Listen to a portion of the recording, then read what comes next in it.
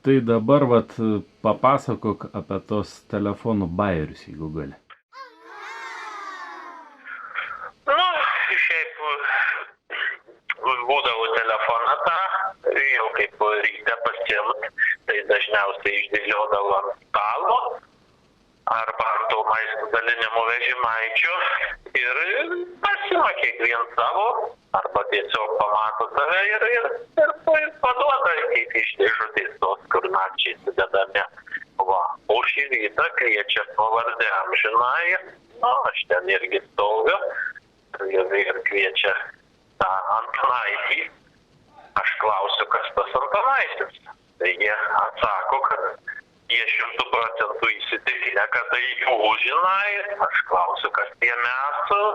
Va, tai galų gale klausia, tai nori telefoną ar ne. Nu, tai sakau, aš neturiu telefoną, aš tik naudojuosi su telefonu, kurį jūs man duodat ir viskas. Va.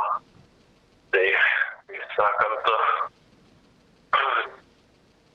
tokie dalykai.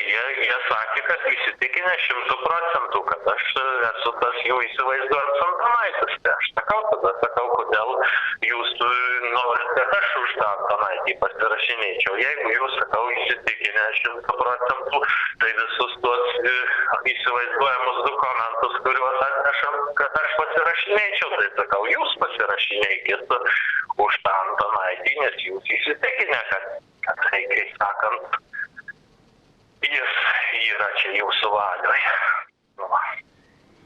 Nu ir kaip tas telefonas dabar atsidūrė vis dėlto pas tave? Nu, pas mane atsidūrė, sako, čia su tavim ginčytis, kaip sakant, imk ir turėk.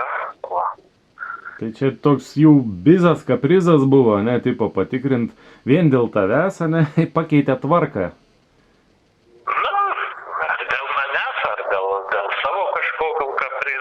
Aš nežinau, aš tiesiog prie kompiuterio žaidimą žaidžiavo ir paskui jau toks visus telefonus dalinu. Atėjau pasiimti. Bet taip niekada nebuvo, ne? Šaukia man, tai sakant, Antanaitis į mane žiūri. Bet su tais telefonais, taip sakai, niekada nebūdavo, atveždavo ant to staliuko ten ar išdėliodavo? Nu, taip, bet ant tų telefonų, ant visų užklijuota didžiom raidėm, ten užrašyta kiekvieno tas jau, kai sakant, kad atpažįsti eitų. Tai kuris likdavo net tą patį man prikišas skaitosi. Tu Antanaitis, nes tu naudojasi su ant telefono užrašas yra. Tai sakau, tai aš tik naudojuosi. Ne mano, kas ten ant jo, sakau, užrašyta. Ne aš pats užrašiau. Ten su kaip sakant, spausdintuvas, spausdyta didžiosiom raidėm. Lapį užlipyta lipne juosta.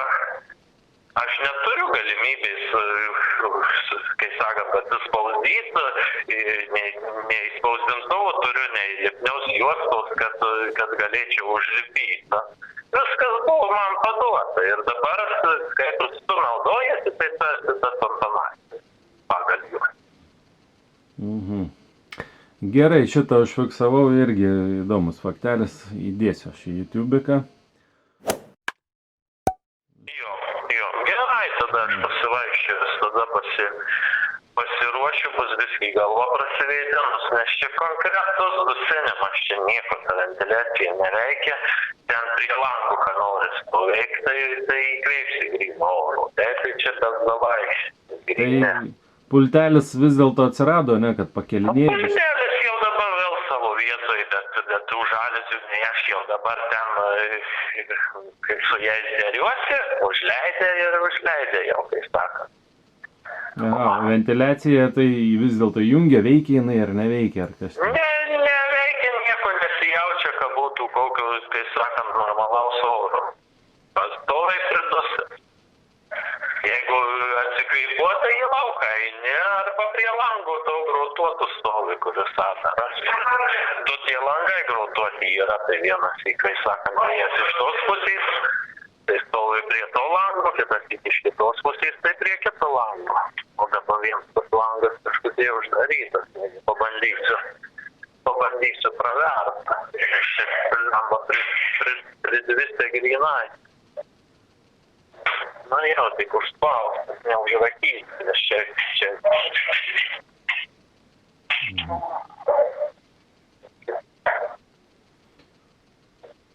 Kiti visi reikalai, padaviausi, kad į koridorių įeit su vandeniu, tai tas oručiui.